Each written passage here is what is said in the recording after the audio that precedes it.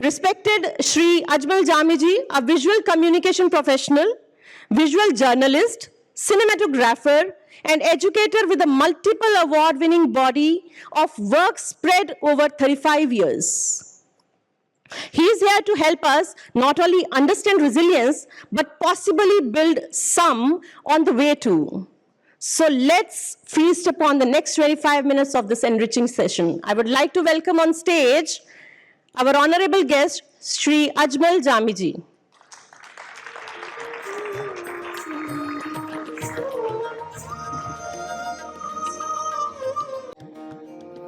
With someone as short as me, I have to ask, am I visible? Thank you, Sai, for that. Firstly, I'm here, and what I see is a sea of faces, which I think reflect commitment, passion, vision, certainly. And we've seen that in the past 3 days, in the past 2 days, 2.5 days, I should say. And there's expertise here, and we've been. It would be hard put for anyone to plumb the depths of this expertise. It's expansive.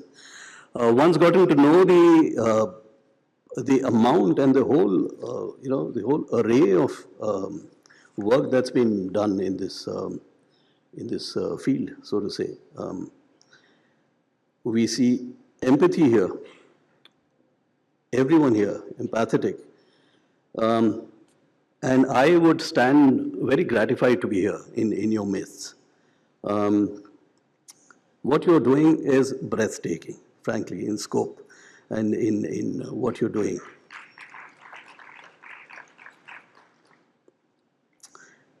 If I could say it, there are all these seemingly serendipitous ways in which I suppose quantum entanglement works, that through a series of events I found myself here doing these films for the Sri Sathya Vidya Vahini.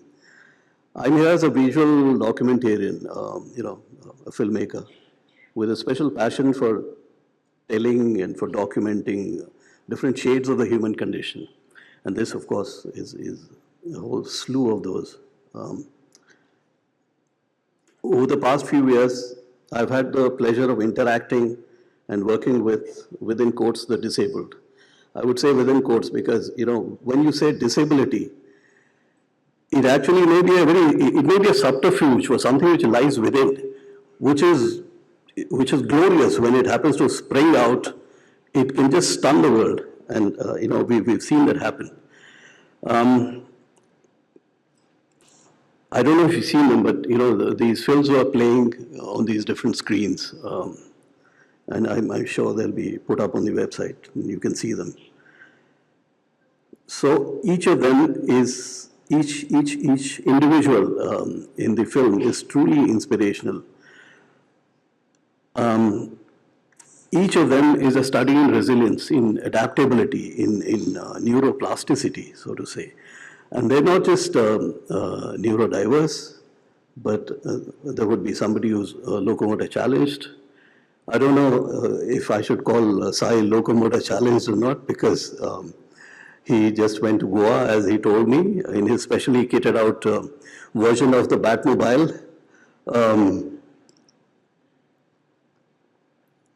Most incredible person. Sai, a big salute to you. So there we go. Capturing the power of resilience. So I speak to you through the lens, so to say. These were some of the people that I encountered.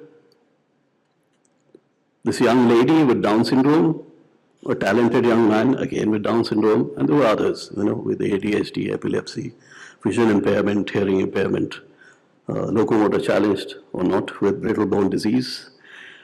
These were the stories of their challenges, their triumphs, and their overcoming these triumphs, and ultimately of crafting newer versions of themselves as they went along. So it was a series of, so to say, boxes within boxes within boxes. We've seen Gayatri. Gayatri was incredible. She experiences, interprets the world in her own distinctive way. She channels her thoughts and emotions through, an array of different artistic mediums, which spans painting, photography. She's quite an ace. If you go to her home, she has this studio with a backdrop, strobe lights, and she does wonderful portraiture work. Nobody would tell that this was a neurodiverse individual at work. Her photography is stunning. We've seen some samples of this, but that's not really plumbing her depths in that sense. Decoupage, she creates decoupage pieces. She does graphic design, she's a web designer, she codes as well. Her artwork is absolutely interesting in her use of acrylic. Low muscle tone initially meant that she couldn't do brush strokes, but there she was doing acrylic. All of this self-taught. YouTube videos. Initial medical opinion said that she would not be able to ride a bicycle. There she was, happily driving the car in the colony compound. And that, if anything, if you talk about neuroplasticity, that is a very strong statement for that. If you see her photographs, that composition, I'll show you one small little anecdote. One of her paintings was put up at an exhibition.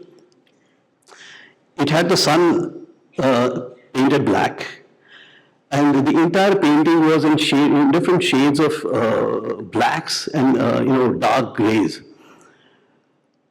And the only thing was that she had scratched her name out, so the white of the canvas showed through. And her take on this was, the entire world is full of darkness, and there are bad things which happen. And the one bright spot in this is me, Gayatri. So, how do we plumb the depths of these minds?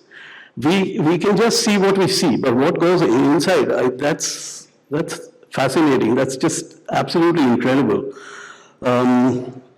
I first met her, I did a filmmaking workshop 2019, and she was one of the participants. And to see her transit from that shy little girl who would tug at my shirt sleeves to draw my attention to something that she had noticed, or to something that she had done, to this, now she confidently walks whole workshops with top corporates, has her pictures exhibited at the National Gallery of Modern Art. One picture of her hangs there permanently as one of the top 60 women photographers, and that's incredible.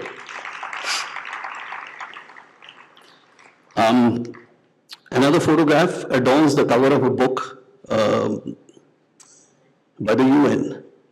So that's an accomplishment. That's quite an accomplishment. There she is, at work creating an art piece to web design, and that's with one of the photographs. Then there's Shaurya Mehrotra, again with Down syndrome. He, among other things, he does pottery. So his expression of his creativity is tactile. What goes on in his head translates into patterns in clay. These are all skillfully shaped. They create, meaningful. They create meaning for the people who buy them, because these are made, and then these are snapped up by people who buy them, and for them it's a very deep personal connect. This is not something you get in a supermarket or in a store. So, in a sense, it's an almost a spiritual connection between the maker and the person to whom the piece goes. His work has been exhibited in multiple exhibitions. He's got this very engaging, cheeky grin, so to say. It's a very warm, engaging personality. And when he works, he's a study in focused energy. He's absolutely on the dot, and the world just ceases to be around him. His parents have built a studio for him. And the name of the studio is Banana Studio. Why banana? Because banana A happens to be Shaurya's favorite fruit. It has the colors that he likes best, which is yellow and green. And also banana is a play on words, so there's a pun there. So banana is creating and banana is also banana. So you can, and that's something which came from his mind. And that's, that's a very striking thought. So that's his connect with what he does with play, but that connection also extends to the people that he interacts with, which could be anybody. So anybody walking down the road, he engages them in conversation. And he loves that. He absolutely loves that. He plays. So, he'll take a ball and he'll just draw anyone into Bhaiya, Ajo, he'll play cricket with them. There he is in the studio, oops. He loves to race his model cars, radio controlled. And there's enough controls. He can very expertly maneuver them through tight places and all of that. So that degree of motor control he has. Absolutely incredible individual.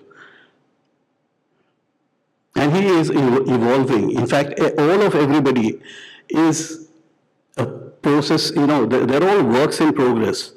They are continuing to evolve. We don't know where they will reach, what heights they'll reach. Rishikesh Vispute, he lives with epilepsy, ADHD, and autism. Again, remarkably creative. His paintings are a study in intricacy. Vibrant colors, beautifully done. He has a studio, and the entire studio is just full of canvases and paintings. And that's his happy place. He goes there, goes into a reverie, so to say, and then he contemplates a blank canvas, and then suddenly something clicks in the mind, and then he begins to get to work. And what emerges is stunning. His talents also extend to music. So he loves to play on the keyboard and he loves singing, and he finds joy in reconnecting with old friends and with sharing stories. There is in his studio on the keyboard. His favorite place in the house is the swing on the balcony of the apartment. So there he is, gazing out at the distance. And, I'd give a king's ransom to figure out what's happening inside this brain. What are the kind of neurons which are finding new connections? That's incredible. And, then he usually comes back, sits down and gets to work. We've seen Ritvik Singh,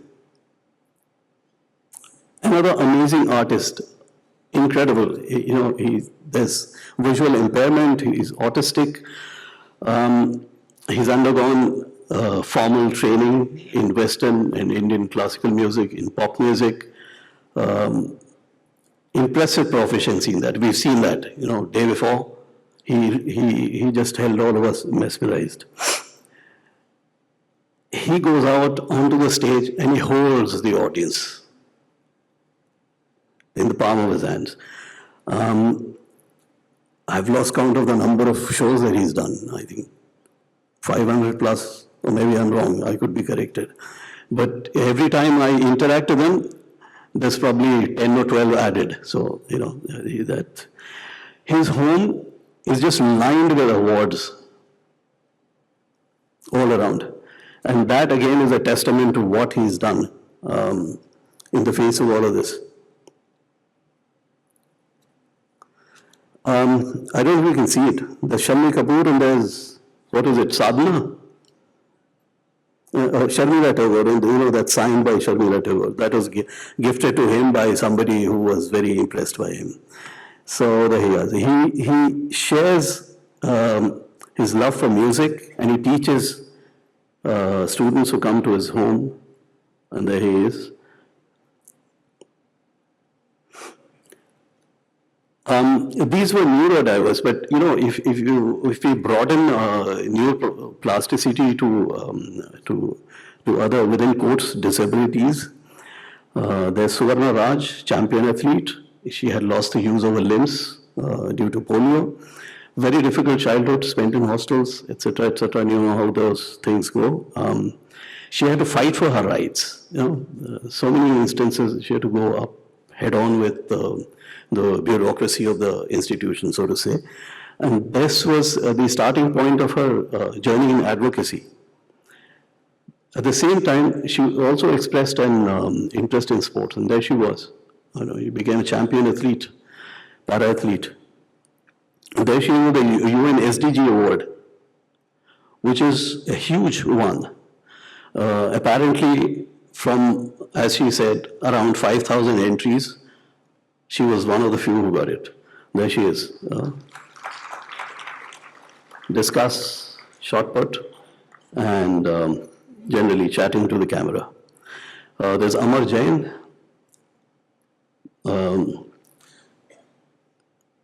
No vision, and yet a huge vision. His work in advocacy for the disabled is huge, and it was quite interesting to go and see and to see him at work. He was not born blind, but there were a series of botched up incidents which led to him losing his sight, and a brace of them. So he lost sight in both eyes. One eye went, then the other eye went. But this was not to be a deterrent. So he went to possibly one of the best law schools, the Bombay Law School. Passing out from there with very high honors, he went on to be a lawyer, worked with top tier law firms, Cyril Amardas and all of that. And now, of course, he's there on his own, and he has his practice. And he helps push the agenda for advocacy, for accessibility. Work hard. That's a good motto that he follows. He works through the night, through the day, always on the laptop or on the phone, because there he's gazing out at the outside world. Ranjani Ramanujan, another very interesting. I'm sorry, I hope I'm not digressing, because this is not exactly neurodiversity, but it's all possibly related to neuroplasticity. So I've at least got one half, addressed. She grew up with a hearing impairment. She learned to speak without hearing. And fascinating to see how her interaction with the world of sound went. Her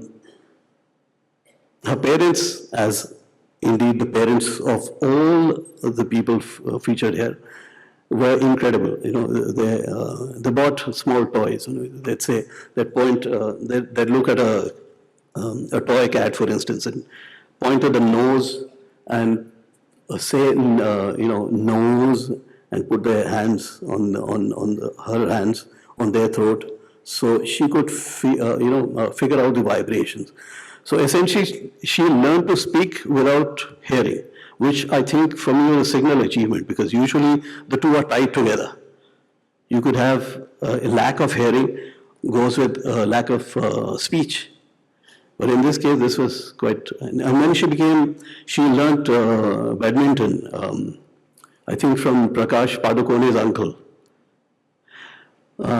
She became a champion.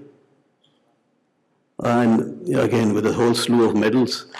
A bad back had her laid out of commission.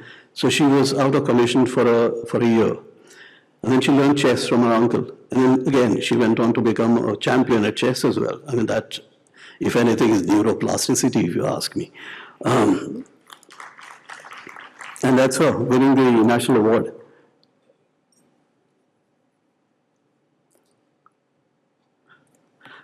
I picked up her entire, the whole, slew of medals that she had. And I would swear that they were about 2.5 to 3 kgs. And that is just the, Pranav Savla, again, visual impairment. But as he said, he sees the world in a way which is beyond sight. So in a sense that he sees not visually, but in a deeper sense. Another interesting, huge talent, he codes. He's developed apps and assisted technology for those not able to see. He's got a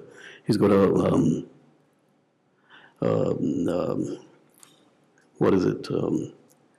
He's got a YouTube channel, etc., etc. Now he does things that you don't usually associate with those who with visual impairment. For instance, skating. Now we have this mental image of somebody, walking with a cane like this. In this case, pushed by his father, he learned skating. So in the skating rink, when the father says, go, go, go, he goes. And he has figured out the distance and he skates with rollerblades very fast. And that's incredible. He creates content, he teaches. What he is wearing is interesting. With a friend with sight, he made a prototype. These are two depth sensors. And there's something which can be set to figure out distances. So he would, this would beep if there was an obstacle. So this obviated the need for a cane. He loves to play the tabla and sing. There is skating. Really incredible. Another thing we noticed was the speed at which his mind processes sound. So with the speaking app, it was like speeded up gibberish. So it was going like, again, for me, it was phenomenal that he could decipher it. And that was the speed at which his brain was processing that sound input. Need we say more? The Sai Kaustav.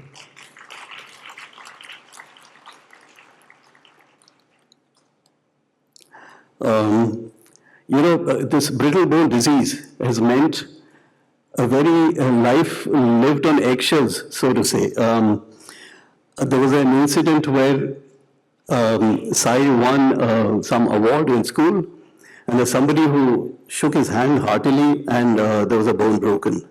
So, expressions of that had to be careful. Now he's got a motorized wheelchair, the Batmobile, a Sai-mobile, should I say, and then he crisscrosses all around. He does so many things. He's written over 300 songs, sings, etc., etc., etc. There he goes, web designing. Went through a dark period, 6 years flat on the bed, no movement. And then, he hauled himself out of the abyss. And then he got to do web designing. And we've seen that handiwork over there. Now, with each individual's condition, which was shaping the brain uniquely, there were some shared themes. Their condition and the way the brain processed and the way it worked around those obstacles and did new learning was remarkable. So, everybody here was not just surviving, but they were thriving. So it's not as if they were just, jumping over obstacles, but they're doing so with great abandon, happily. They were creating and evolving what was considered impossible.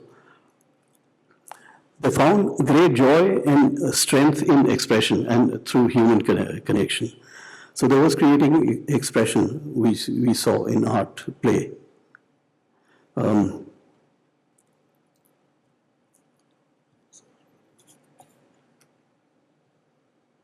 Oh, okay, all right.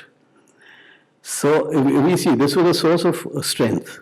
This is not hindering. In fact, it was enhancing their lives. It was giving a certain quality to their existence, which is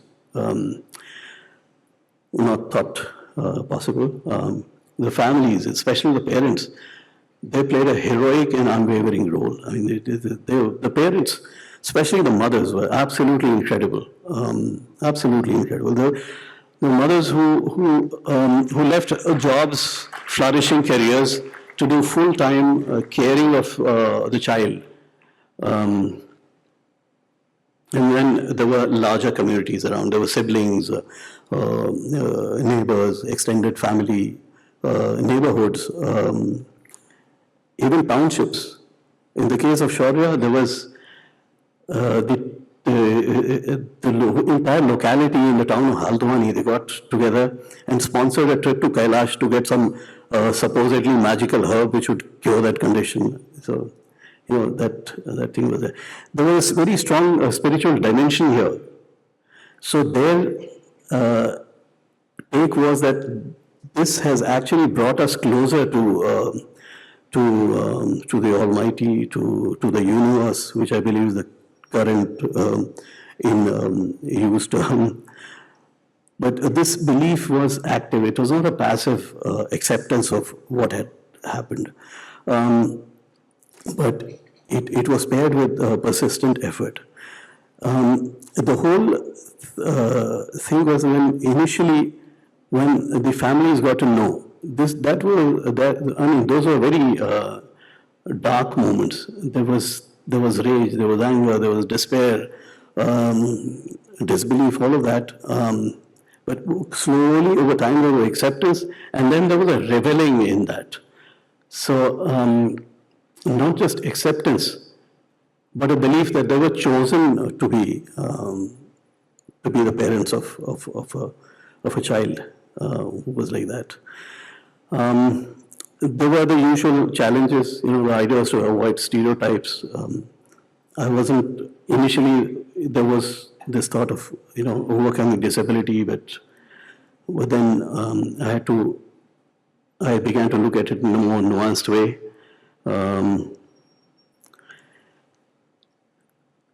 The idea was to approach them with openness, with respect, with empathy, and that helped in capturing the processes. There were moments of deep vulnerability in the subjects and in the parents and in the people around.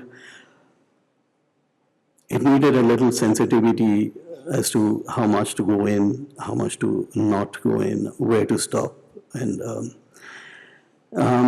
some went through really dark moments. Ritvik had an elder brother who was literally the big brother, and who was also visually impaired. And the two of them used to go out and do shows and all of that.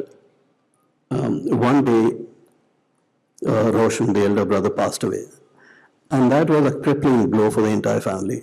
Eventually, they came out of it. So in that sense, you could say that neuroplasticity was also rewiring emotional and those kind of connections as well. In all of this, this was a transformative phase for me as well, because the saying is that it's not that you make a film, the film also makes you. And that, I suppose, would be true of any other process. If you do something with something, then it has a reciprocal effect as well. So there we go, profound life lessons. Many people had spoken about meeting with negativity. The snide remark, that look of disdain or even alarm, those whispers which were sometimes not hushed, but which were, that whole puffed up arrogance, and I would call it the arrogance of ability that they met, which was upsetting, which was deeply upsetting. All those people needed to do was to look up at, gaze at the immensity of the universe, and they would melt into puddles of nothingness, so to say. But if only if that was to happen. So there we go. There was a famous photographer, Henri Cartier-Bresson. Bresson had this philosophy of the decisive moment. What is a decisive moment? That's when everything comes together. The situation, the light, the instrument, the photographer, everything just sort of, combines together, and then you have an image which is born. I would say that this summit then is the decisive moment.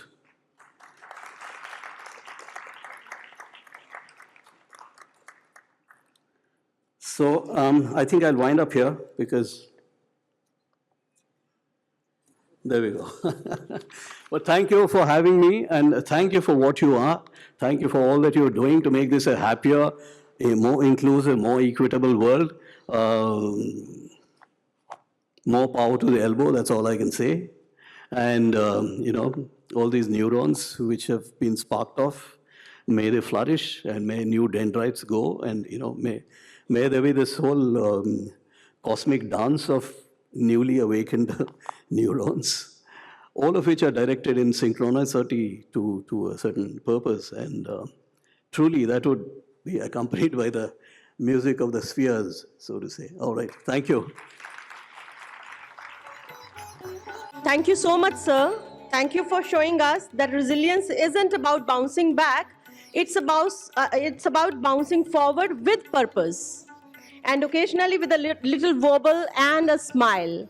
I feel elated to inform that he has been further engaged in the making of a set of short films for Sri Sathya Sai Vidya Vahini on inspirational individuals who have overcome the limitations of disability and cleaving remarkable paths have emerged as shining beacons for others. Yes, I'm talking about the IMI videos. A big round of applause for Shri Ajmal Jami ji. Now I would like to call upon stage Shri Hari Krishnan Kuppuswamy and Shri Keshav Mishra ji to come on the stage and please citate our honorable guest, Shri Ajmal Jami ji.